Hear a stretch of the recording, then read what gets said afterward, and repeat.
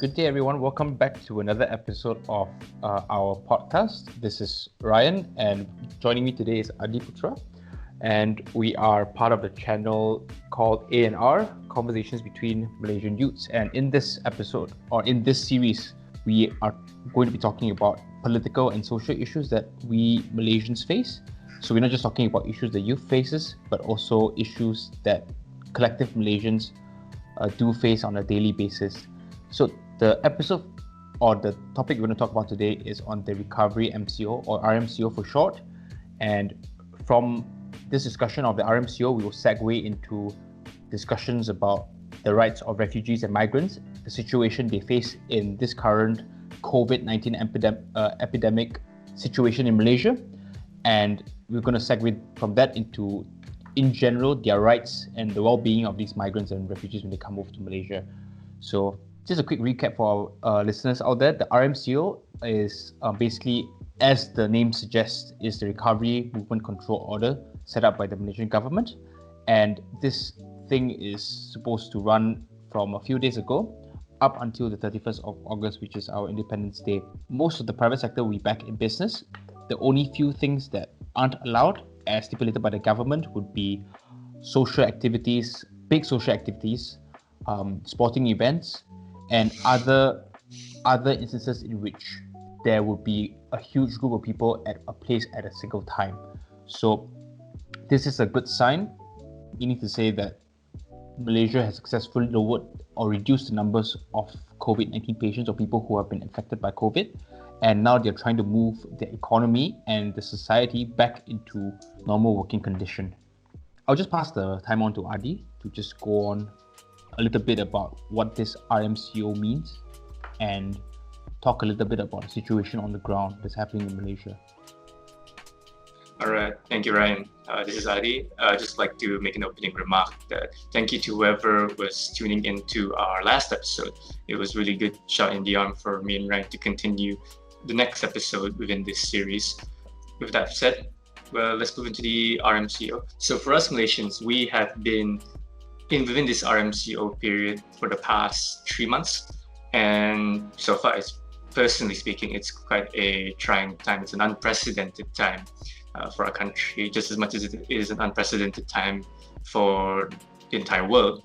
We've never had this kind of artificial lockdown and restriction of movement so far, to my knowledge and memory.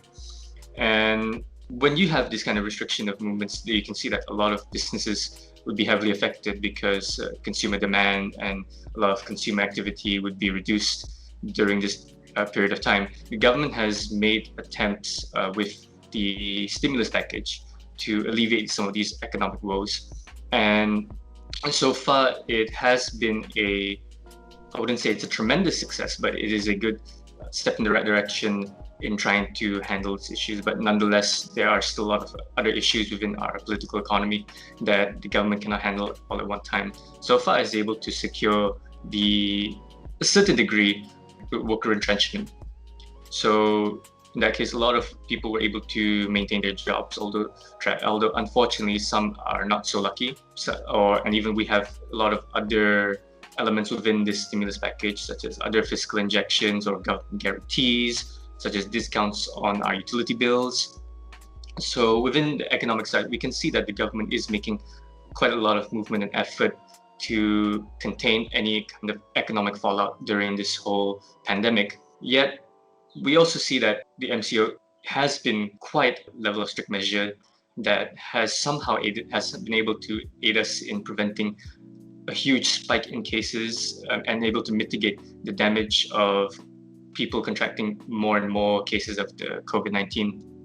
But here we're going to discuss the evaluation of the government's efforts so far and what it has planned for the future, especially in a post-COVID economy. How are we going to recover from this? Yep, touching a little bit into the 250 billion ringgit stimulus package as submitted by the government, an executive order submitted by the government to aid its people during this crisis.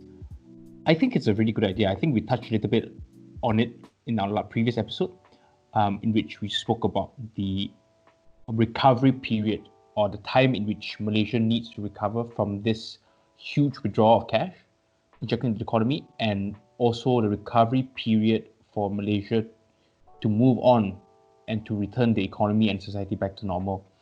Now, in my opinion, I feel that the RMCO has, or the movement control order in general, has definitely benefited us Malaysians. I mean, we look at several other nations in the world which has implemented not just strict lockdown measures, but also strict contract tracing policies that helps healthcare officials and police to track down people who might be infected or who might be part of those clusters.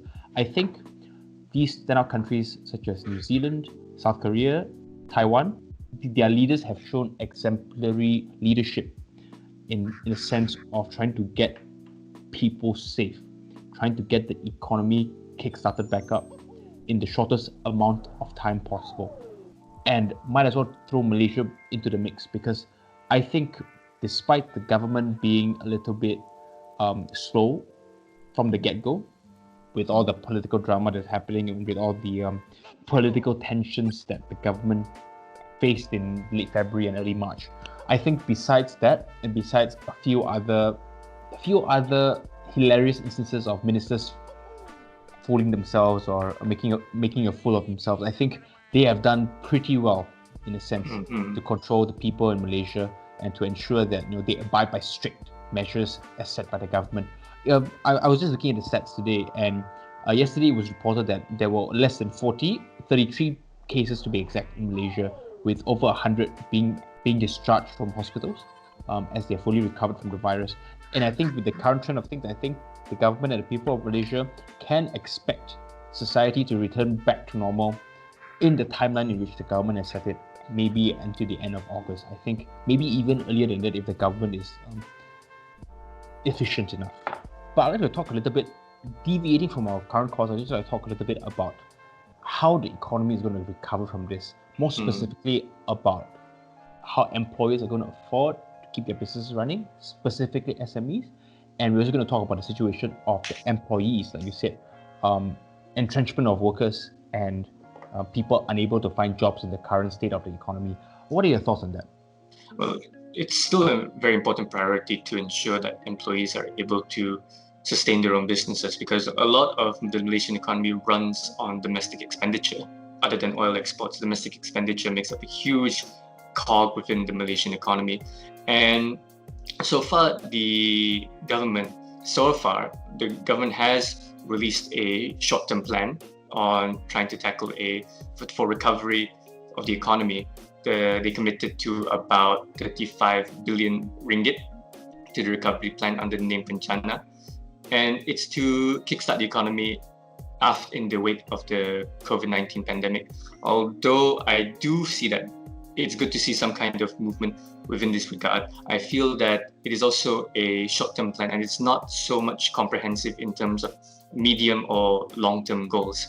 Not to mention that there's also issues of disbursement and distribution of these kinds of funds, which in the previous stimulus package, such as the Ministry of Finance announced that only 3.2 billion out of the total 13.8 billion fiscal injection that was promised and allocated has only been approved in the end of May. So there is a problem so far there with distribution. And I think in terms of bureaucracy, they also need to look into bureaucratic administration to be able to efficiently deliver these kinds of promises of government guarantees and fiscal injections. And also, I think the government needs to start also looking and being transparent over a long-term economic recovery goal to be able to give us the Malaysians the insurance, because right now these are very uncertain times. Of course, we have a band-aid, but it would not be a solution to the entire problem.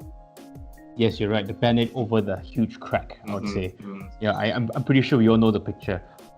Yes, let's move on to the political issue on this whole debacle of the RMCO and stuff like that, because we have had Malaysian opposition MPs coming out and saying that Parliament being cancelled was a political move to allow the government of the day to use its emergency powers during this COVID-19 epidemic to do whatever they want.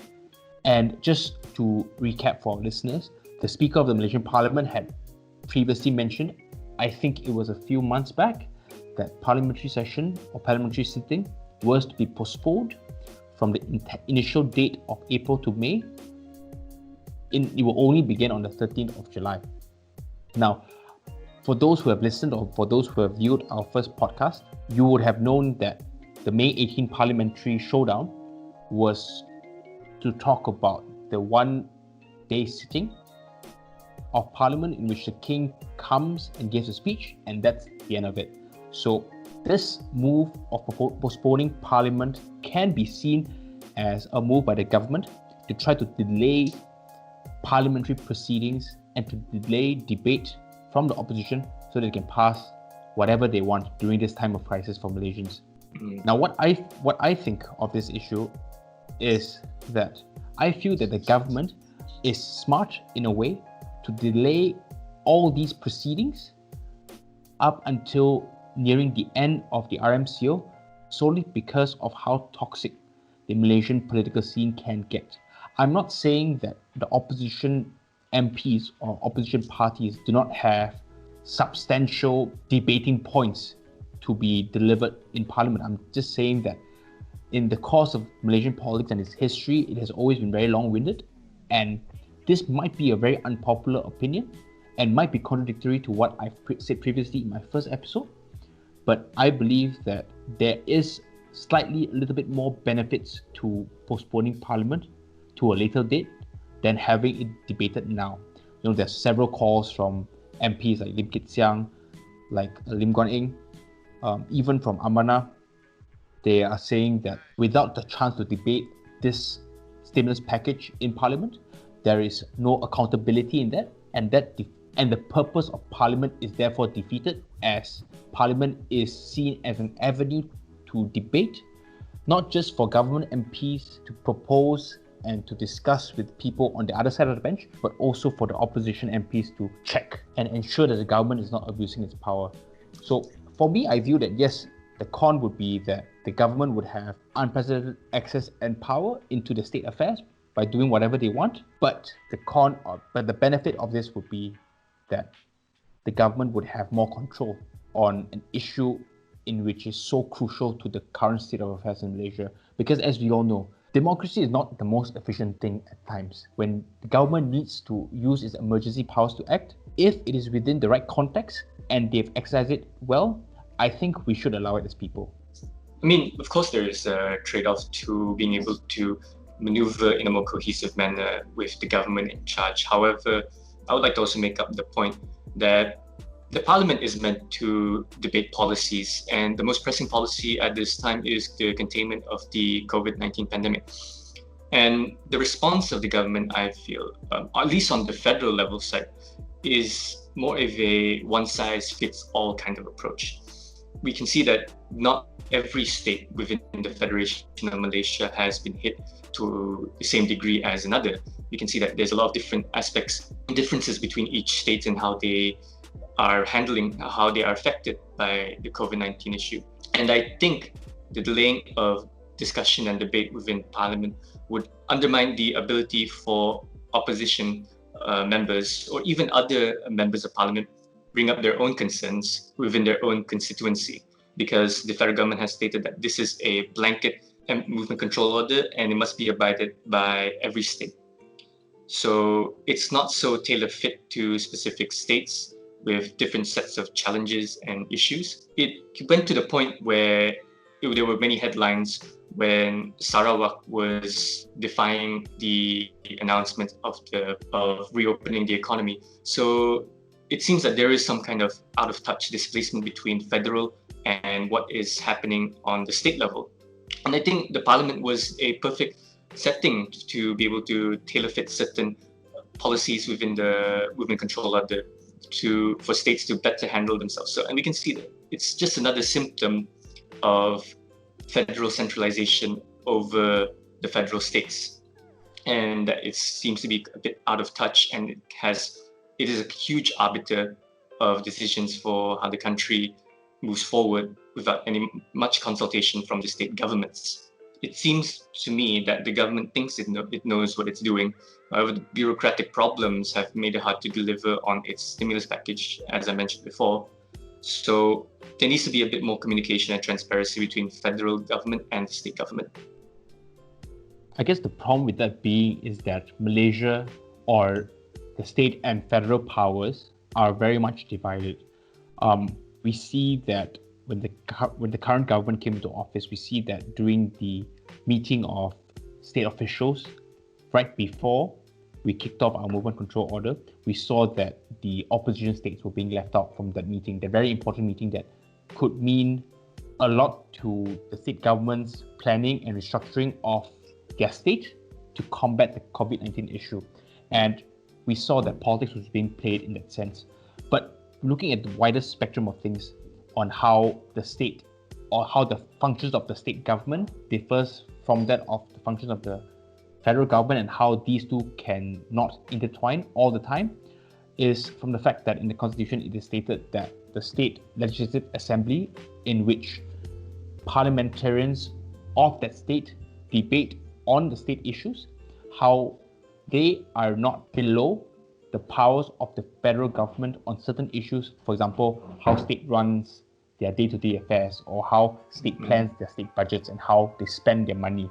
I think in this whole wider issue at hand on how the government wants to have a singular response to COVID-19 and wants all other states to follow, I think that's going to be very difficult, because we look at numerous other federations across the globe. One big example being the United States of America, in which different states have different approaches to not just the COVID-19 epidemic, but also towards, let's say, legalization of weed, the right to bear firearms, and even the legal drinking age, which we will see that one state might have, the minimum drinking age 18, another state might have the legal drinking age at 21.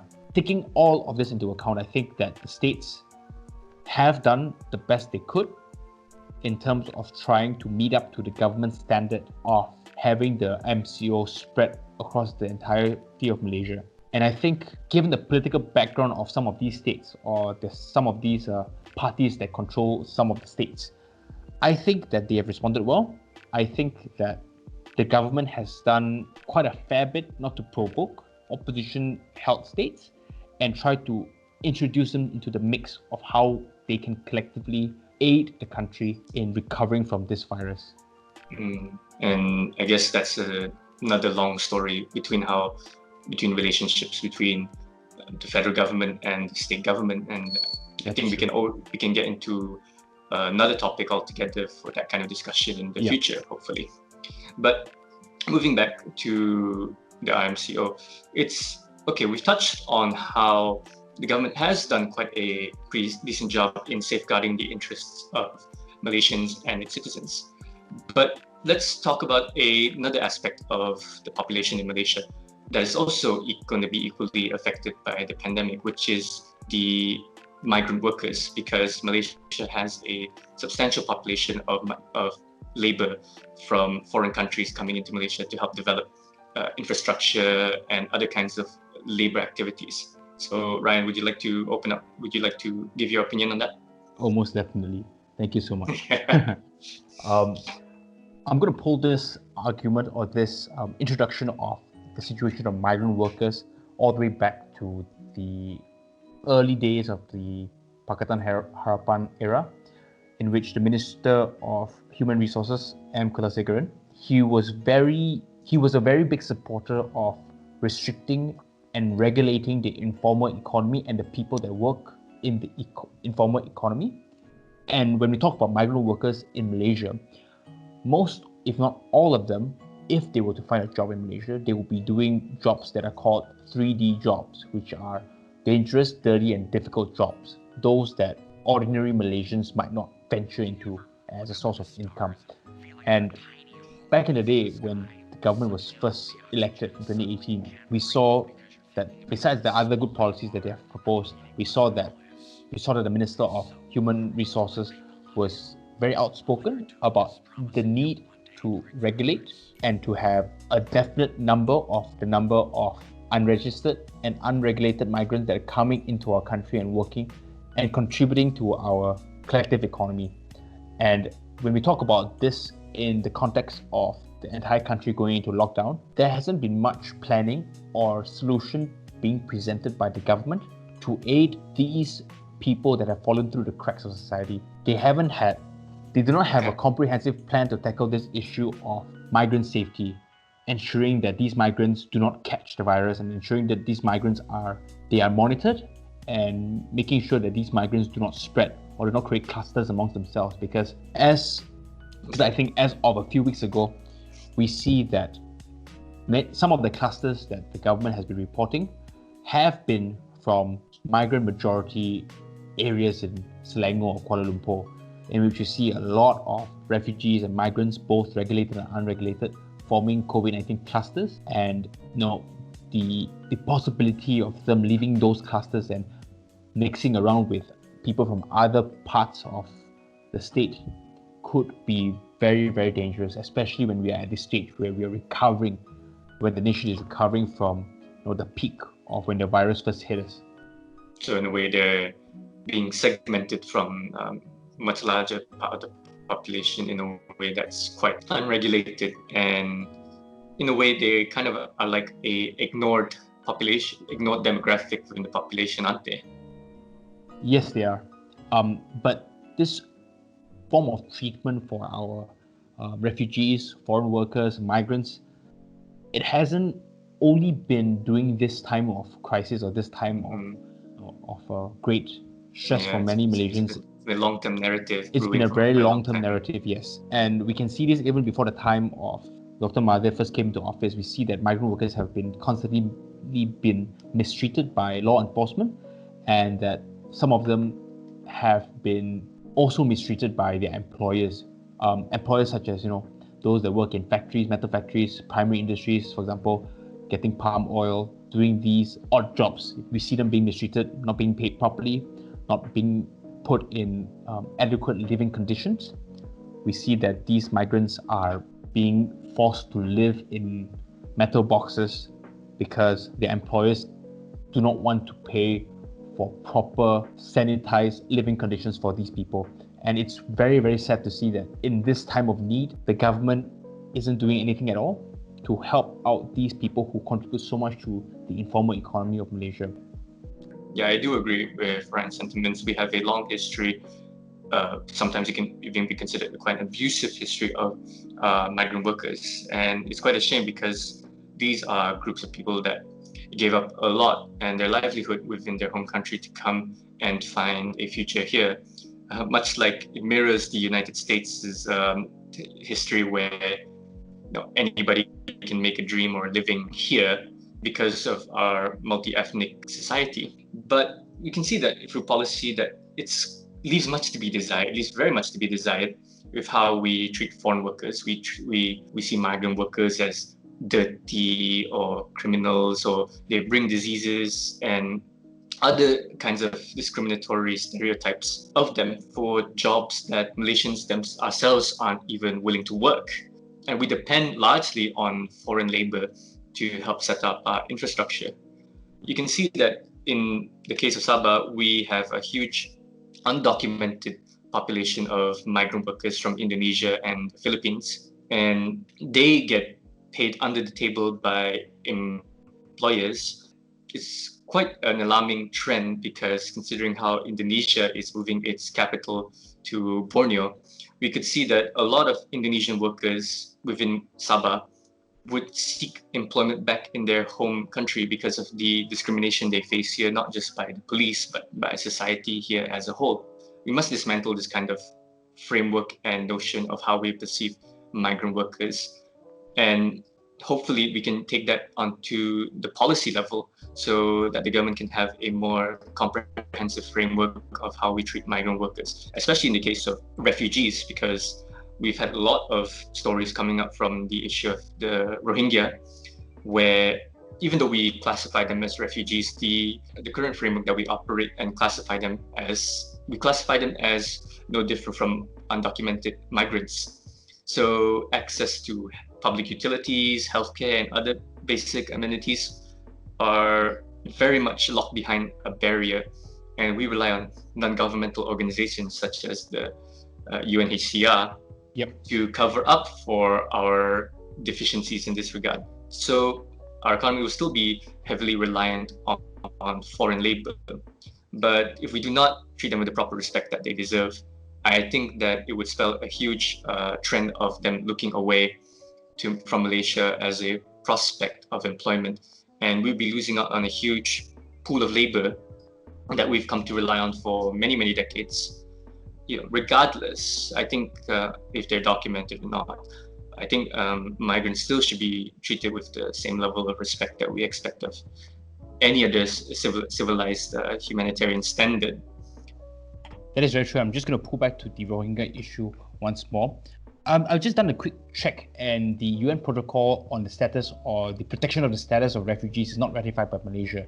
And therefore, whatever Malaysia is doing, it shows that they do not answer to anyone or do not recognize the rights of refugees as highly as maybe countries such as Australia, Singapore, New Zealand.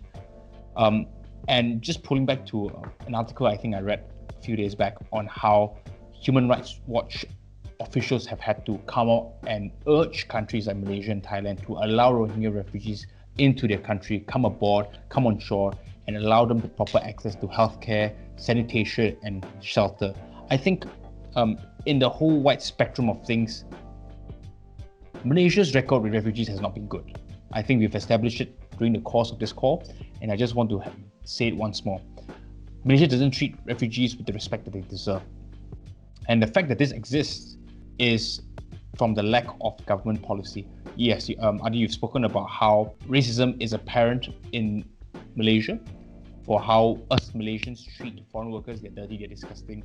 I think that a new outlook should be presented by the new generation of leaders, the new policy writers of Malaysia, to try to say, look, these people actually contribute a lot to the informal economy in Malaysia. We have to treat them with the respect that they deserve, and we have to ensure that when they come to this country, risking their lives to cross the border, whether through the sea or whether through other illegal methods, they should be deserving of the right basic amenities and at least the safety of working in dangerous environments. Now, moving back to the discussion about NGOs that are actually actively helping refugees or migrants seek better living conditions and better status in Malaysia, the UNHCR, which is the United Nations High Commission for Refugees, they actually have a base in Malaysia, and they actually have been giving out UNHCR cards to refugees or stateless people or illegal migrants so that they would be given special granted status or special immunities to protect them from police. So this is something like a basic documentation or a basic ID card for refugees.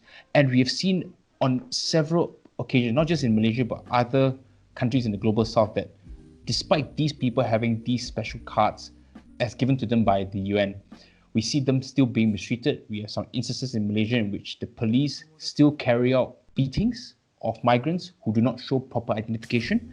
And we see instances in which police have gone as far as to tear up people's UNHCR cards and demanding for money. I think that, in a sense, says a lot about the culture of how refugees and migrants are being treated in Malaysia. So I'd just like to get your thoughts, final closing thoughts on the future of Malaysia, taking into account of possible policy or possible laws that should be enforced when it comes to the protection of foreign workers, documented migrants, illegal migrants, as well as refugees and stateless people. What are your thoughts? I feel that despite Pakatan Harapan's vague promises, they did provide some kind of rhetoric to how to tackle and regulate the issue of these undocumented people, promising a framework of treating them more fairly, provide more regulation within the workforce to ensure that they have a better quality of life. However, I feel that those weren't properly delivered. I think the trend of discrimination is still continuing. Of course, activists still has a role to play. Human rights activists has a role to play to highlight these kinds of issues. But on the ground level in Sabah, we can see that tensions between the undocumented communities and the local community becoming more and more tense, considering them like as a plague to our society. So the state government did provide an initiative, which is the temporary Sabah Pass for undocumented people within Sabah. And that was met with a lot of opposition and a lot of backlash from the local population, thinking that they'll be losing their agency to these people, thinking that it is a government ploy to bolster the number of undocumented people to provide them such things like identity cards, voting rights. And this has been a trend in Sabah long before till today, using, like I mentioned before, using these undocumented people as political currency. And we see that these tensions are flaring up, why the local population is becoming more and more suspicious. And I think that there will be more stronger sentiments to getting rid of these people from the state. But I can also understand the level of suspicion as well, because we can only have faith in these kinds of policies when we have confidence with our leaders and our government. And so far, the reputation of political parties, regardless of which side you're on, is always met with a lot of suspicion that it's going to be an abuse of power, or it's a way to win numbers within their favor. So I think this kind of narrative is still going to be continuing, especially in Sabah's case. And for me, the ideal situation is that we have to look at the context of these people living here in Sabah. Undocumented people in Sabah has been able to entrench themselves within the population, start their own families. A new generation of undocumented people born from undocumented people in Sabah denied entry from the country for which their parents were born in. So you have a population here that belongs to neither country, undocumented, vulnerable to exploitation from the state and society. And you can see that their way of life here has always been within Sabah as well. So we have to look into what makes a Sabahan. I hope to apply this kind of logic to Malaysia as a whole, but we have to look at the identity of a Sabahan. What makes a Sabahan exactly? And we have to establish that kind of mindset of a Sabahan. And then we have to bring that through education with these undocumented people, so that whether we like it or not, I think they are here to stay, and there's no doubt about that. So what can we do with the situation we have? In terms of strategy, we need a pool of labor, we need manpower to develop infrastructure. So instead of vindicating them and vilifying them, why don't we try and make attempts to mend that rift, so that we can help assimilate them into normal society here, so that they can also enjoy a quality of a standard of life, much equitable means, such as any other citizen. Of course, that will take several decades, probably even a generation or two, for that to come to fruition. But that is my own personal hope, to be honest, as a Sabahan. So what about you, Ryan? What do you think is the future for how we're going to treat undocumented people, migrants, and refugees? Yeah, but I fully agree with what you said just now, Adi. And I think that was a very, very good way of looking at it, and a very good and very practical approach at how we can help migrant workers assimilate better into Malaysian society. I'd like to point out the few ways in which the Malaysian government, more specifically the Ministry of Human Resources, have done what they have done to help assist in trying to get rid of middlemen, for example, middlemen who bring illegal and undocumented migrants into our country to work. And as recent as 2 years ago, an agreement was struck between Nepalese officials and the Malaysian authorities to remove the middlemen, the agencies that hire or bring in illegal migrants into our country, to remove that middleman and to ensure that there's a direct connection between Nepalese officials in Nepal and the Malaysian officials to bring their workers from Nepal to Malaysia to work, and they will be documented. I think this is a good move by the former Minister of Human Resources, M. Kulasekharan, and there were talks of similar agreements were being negotiated currently with Bangladesh, Indonesia, and Vietnam. These are some of the countries in which we see a lot of foreign workers coming in, both documented and undocumented, coming into our country and work. But let's move on to the refugees, because I feel that the refugee situation here in Malaysia is a little bit more serious as compared to the migrants, because many refugees are struggling to find work. Many stateless people are struggling to find work because the state simply doesn't recognize them as being an entity or being a person in Malaysia. I think a way forward for us Malaysians to recognize the rights of refugees would be for us to firstly show the international community that we are willing to assist, no matter how small or how large, to assist refugees in our country get a better life, get a more comfortable life, a more safer life by first ratifying the UN Convention on the Status of Refugees, and next trying to accept more people from the Rohingya community from Cox's Bazar, from Myanmar, who are struggling to find a place to settle down, to run from the persecution of their state, to come and establish homes here, temporary homes, temporary shelters, allow them to seek better healthcare, better access to medicine, and of course allow them to feed themselves and their families. I think that would be a good way forward. Well, I guess for them to want status of citizenship status in Malaysia would be that they view Malaysia as how we would view the Western world. Better way of life for their family or for themselves, more income for their families, and a future in their lives. I think that is the reason why they come to Malaysia. And this is apparent from a lot of migrant workers who come from, let's say, slums of Bangladesh, even for educated people from India, from Pakistan, from Nepal, and from other countries in Southeast Asia. And these people should be treated with the utmost respect, like you said previously. I think that's all the time we have for this session. We don't want to make it too long. I'd just like to give a short plug to say that we are in no way experts on this field, and these are just our own personal opinions from what we've read online, from what we've experienced on the ground in Malaysia. No, I mean, of course, we cannot cover everything in detail. Neither are we experts in a specific field, but we try to do our due diligence to do enough research and present our own opinions as unbiased as we can. And I think it's a more healthier way of discussion in terms of politics in a very polarized political environment. I think we have to put personal biases out the window so that we can come together to discuss more to sensible solutions to issues that our country is experiencing. Yep, I fully agree. All right, so this marks the end of our podcast. For those who are tuning in, thank you so much for listening. We hope to hear from you in our future episodes. And for those of you who do listen to this particular episode in the podcast, please do remember to leave your comments, your thoughts, suggestions, and your criticisms to any of us. We would happily appreciate the feedback that you give us.